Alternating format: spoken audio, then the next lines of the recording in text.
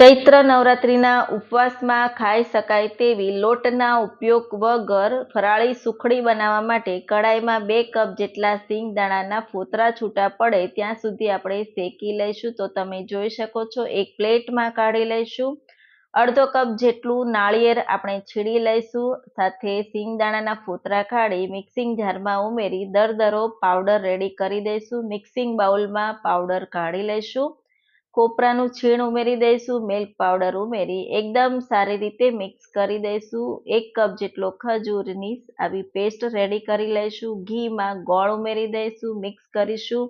ખજૂરની paste ઉમેરી એકદમ સારી રીતે મિક્સ કરી દઈશું. સિંગનો પાવડર ઉમેરી એકદમ સારી રીતે મિક્સ કરી દઈશું. થાળીમાં આ રીતે પાથરી લઈશું અને ઉપરથી ડ્રાયફ્રૂટ છાંટી દઈશું.